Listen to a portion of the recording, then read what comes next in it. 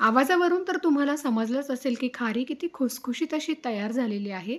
तर आज आपण 1 कप मैद्यापासून मस्त खुसखुशीत अशी खारी पाहणार आहोत. चला तर मग लगेच व्हिडिओला सुरुवात करूया. घरच्या घरी अगदी साध्या आणि सोप्या पद्धतीने मस्त खुसखुशीत अशी खारी बनवण्यासाठी सर्वात अगोदर आपल्याला लागणार आहे मैदा.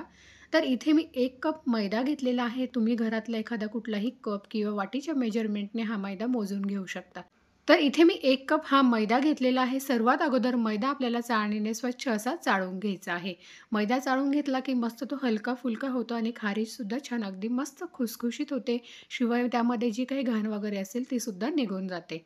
आता यामध्ये आपल्याला अगदी चवीनुसार थोडंसं मीठ घालायचं आहे.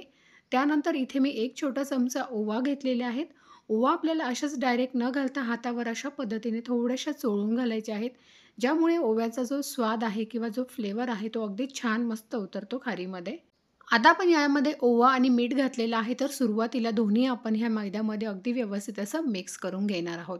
त्यानंतर यामध्ये आता आपण मोहन घालणार आहोत. तर इथे मी तेल घेतलेलं आहे. आपण जे रेग्युलर स्वयंपाकासाठी तेल वापरतो रिफाइंड ऑइल, तेच इथे मी घेतलेलं आहे. तर पोहे खाण्याच्या चमच्याने बरोबर 3 चमचे इथे मी हे तेल घेतलेलं आहे.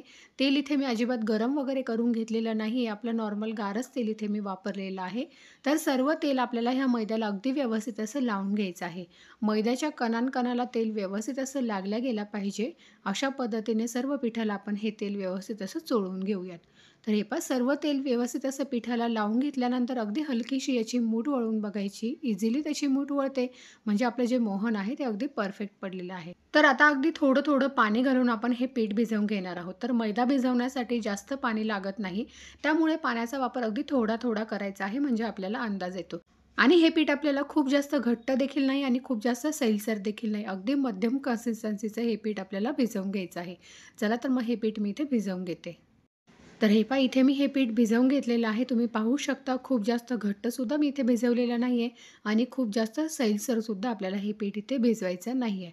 अशा पद्धतीचं पीठ इथे भिजवून घेतल्यानंतर साधारण 10 ते 15 मिनिटांसाठी आता आपल्याला हे पीठ असं झाकून ठेवायचं आहे. तोपर्यंत पुढची कृती पाहूयात. तर खारीला मस्त भरपूर सारे लेयर्स येण्यासाठी आपल्याला इथे साठा तयार करायचा आहे. त्यासाठी एक मी वाटी घेतलेली आहे.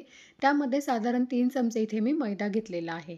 तर 3 चमचे आपण मैदा काढून घेतलेला आहे. त्यामध्ये आपल्याला घालायचं आहे 1 चमचा साजूक तूप. तर आपलं घरगुती जे साजूक तूप असतं तेच इथे मी घेतलेलं आहे आणि तूप घालताना ते अशा पद्धतीने थोडं घट्टसरच तूप इथे आपल्याला वापरायचं आहे. तर सुरुवातीला फक्त 1च चमचा साजूक तूप यामध्ये घातलेलं होतं, पण हे जे मिश्रण आहे ते थोडंसं इथे मला घट्टसर वाटतंय. त्यामुळे पुन्हा इथे मी 1 चमचा साजूक तूप घेतलेलं आहे, ते देखील यामध्ये ॲड करूयात आणि याची आपल्याला अगदी छान व्यवस्थित अशी पेस्ट तयार करून घ्यायची आहे. तर मी आता हे दोन्ही अगदी व्यवस्थित असं फेटून घेते. अशा पद्धतीने चमच्याने आपल्याला ते अगदी छान व्यवस्थित असं फेटून घ्यायचं आहे. तर मस्त असा साठा इथे आपला तयार झालेला आहे. आता आपण हा साईडला ठेवून देऊयात. तर इथे आपलं पीठसुद्धा अगदी व्यवस्थित असं भिजलेलं आहे. पुन्हा याला एकदा आपण व्यवस्थित असं मळून घेणार आहोत. हवं तर तुम्ही चमचाभर यावर तेलसुद्धा घालू शकता, पण मी असंच मळून घेत आहे याला. आता आपल्याला हे जे पीठ आहे, ह्या पिठाचे अगदी एकसारखे असे समान 4 भाग तयार करून घ्यायचे आहेत.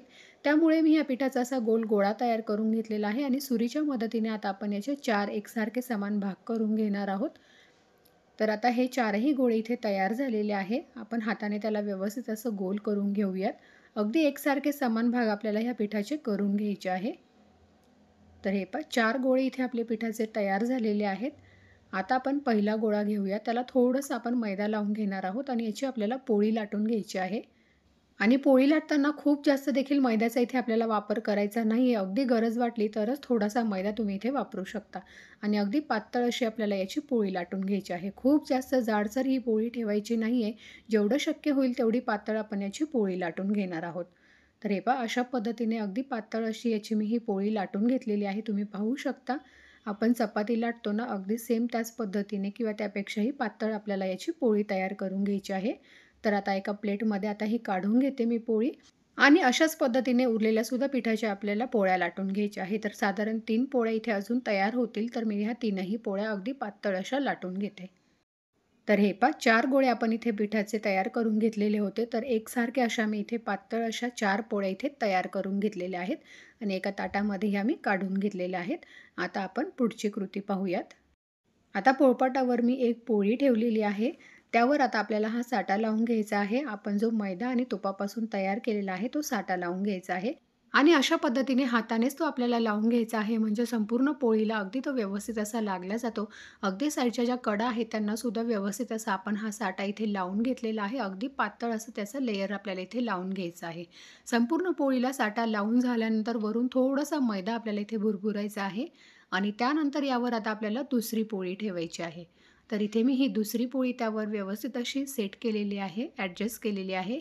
त्यानंतर पुन्हा आपल्याला ह्या दुसऱ्या पोळीला देखील सेम प्रोसिजर, सेम आपल्याला साठा लावून घ्यायचा आहे. तर संपूर्ण साईडने अगदी व्यवस्थित असा हाताने पसरवून आपल्याला हा साठा लावून घ्यायचा आहे आणि खूप जास्त लावायचा नाही. अगदी पातळ लेयर आपल्याला याचा लावून घ्यायचा आहे. म्हणजे आपली जी खारी आहे तिला अगदी मस्त छान लेयर्स पडतात आणि छान खुसखुशीत खारी बनवून तयार होते. तर हे पहा संपूर्ण साईडने साठा लावून घेतल्यानंतर वरची साईड त्याची हलकीशी फोल्ड करून घेतलेली आहे. त्याला देखील आपल्याला हा साठा लावून घ्यायचा आहे. तर सर्व साईडने व्यवस्थित असा साठा लावून घेतला की खालची साईडसुद्धा आपल्याला फोल्ड करायची आहे. मी व्हिडिओमध्ये दाखवते अगदी त्याप्रमाणे. त्यालासुद्धा अगदी हलकासा आपण हा साठा लावून घेणार आहोत. आता त्यानंतर अगदी पुन्हा आपण साईडने याला फोल्ड करून घेणार आहोत. आता साठा लावायची गरज नाही आहे आणि दोन्ही साईडने अगदी व्यवस्थित असं फोल्ड करून घेतलं. अगदी हलक्या हाताने आपल्याला याला दाबून घ्यायचं आहे. आता आपण हे साईडला ठेवून देऊयात.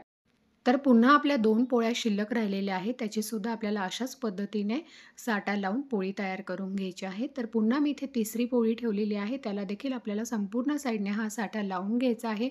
अगदी पहिल्या पोळीला जसं केलं सेम तीच कृती आपल्याला इथे वापरायची आहे. वरून थोडंसं मैदा भुरभुरायचा आहे आणि त्यावर इथे मी अजून दुसरी पोळी ठेवलेली आहे. त्यालासुद्धा आपण हा साठा लावून घेणार आहोत आणि दोन्ही साईडने आपल्याला अगदी व्यवस्थित असं फोल्ड करून घ्यायचं आहे. तर हे पहा इथे हा सुद्धा अगदी व्यवस्थित असा तयार झालेला आहे. अगदी हलक्या हाताने आपल्याला याला दाबून घ्यायचं आहे. खूप जास्त जोर देऊन आपल्याला हे दाबायचं नाही आहे. तर हे पहा 2 पोळ्यांचे जे रोल आहेत 2-2 पोळ्यांचे ते इथे मी तयार करून घेतलेले आहे साठा लावून. आता आपण ह्या पोळ्या लाटून घेणार आहोत. आता आपण साठा लावल्यानंतर अगदी हलक्या हाताने याला दाबून घेतलेलं आहे. आता आपण हे लाटून घेणार आहोत. तर अगदी लाटताना आपल्याला खूप जास्त ताकद लावून हे लाटायचं नाही आहे. जेवढं शक्य होईल तेवढं हलक्या हाताने आपण हे लाटून घेणार आहोत. म्हणजे यामध्ये ज्या काही लेयर असतील त्या अगदी छान खुलून येतील, लेयर दाबल्या जाणार नाही. अशा पद्धतीने अगदी हलक्या हाताने लाटणं फिरवून घ्यायचं आहे आणि थोडीशी जाडसर आपल्याला इथे ही पोळी लाटून घ्यायची आहे. जेवढं शक्य होईल तेवढं तुम्ही चौकोनी आकारामध्ये ही पोळी लाटून घेऊ शकता. म्हणजे व्यवस्थित अशी ती आपल्याला खारी कट करता येईल. तर आता सुरीच्या मदतीने मस्त चौकोनी किंवा आयताकृती आकारामध्ये आता आपण ही खारी कट करून घेणार आहोत. त्यासाठी सुरुवातीच्या साईडच्या ज्या 2 कडा आहेत बारीक त्या मी कट करून घेतलेल्या आहे. म्हणजे अगदी मस्त आयताकृतीमध्ये ही खारी आपल्याला कट करता येईल.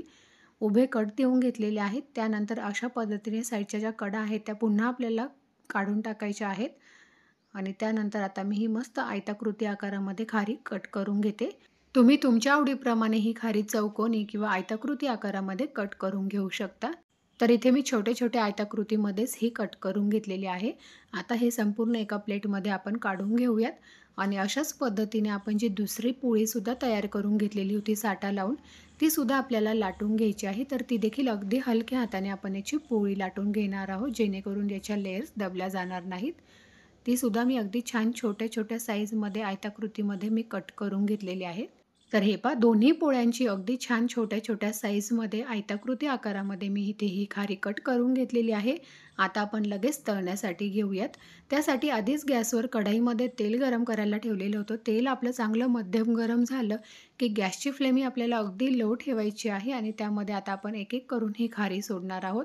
एका वेळेस कढईमध्ये जेवढी मावेल तेवढीच आपल्याला ही खारी तळून घ्यायची आहे आणि लक्षात ठेवा गॅसची जी फ्लेम आहे ती आपल्याला अगदी मंद ठेवायची आहे आणि तेलसुद्धा आपलं हे खूप कडकडीत गरम नको आहे. आपल्याला मध्यम तेल गरम करून घ्यायचं आहे. जर खूप कडकडीत तेल गरम झालं तर खारी वरून पटकन लाल होईल आणि आतमध्ये ती कच्चीच राहील. त्यामुळे तेल आपल्याला मध्यम गरम असायला हवं आणि गॅसची फ्लेम अगदी मंद ठेवायची आहे आणि मंद आचेवर आपल्याला छान खरपूस होईपर्यंत ही खारी तेलामध्ये तळून घ्यायची आहे. म्हणजे आतपर्यंत अगदी व्यवस्थित ती तळल्या जाते आणि सतत ती आपल्याला चमच्याने अशा पद्धतीने पलटी करत राहायची आहे. म्हणजे दोन्ही साईडने अगदी खारी व्यवस्थित अशी तळल्या जाते. तर हे पहा अगदी मस्त सोनेरी रंग येईपर्यंत ही खारी इथे मी तळून घेतलेली आहे. अगदी मंद आचेवर तळलेली आहे. आता आपण ही एका प्लेटमध्ये काढून घेऊयात. तर 1 कप मैद्यापासून मस्त प्लेटभर अशी इथे आपली खारी बनवून तयार झालेली आहे. अगदी घरच्या घरी साध्या आणि सोप्या पद्धतीने तुम्ही ही खारी नक्की ट्राय करू शकता. बनवायला खूप साधी आणि सोपी आहे. आवाज तुम्ही ऐकू शकता. एकदम मस्त खुसखुशीत अशी ही खारी बनवून इथे तयार झालेली आहे. मुलांना चहामध्ये खारी खायला फार आवडते आणि बाहेरून आणण्यापेक्षा घरी केलेलं कधीही चांगलं. तर तुम्ही सुद्धा अशा पद्धतीने ही मैद्याची खारी घरी एकदा नक्की ट्राय करून बघा. रेसिपी आवडली असेल तर लाईक करा आणि चॅनलवर नवीन असाल तर चॅनलला नक्की सबस्क्राईब करा. तोपर्यंत बाय.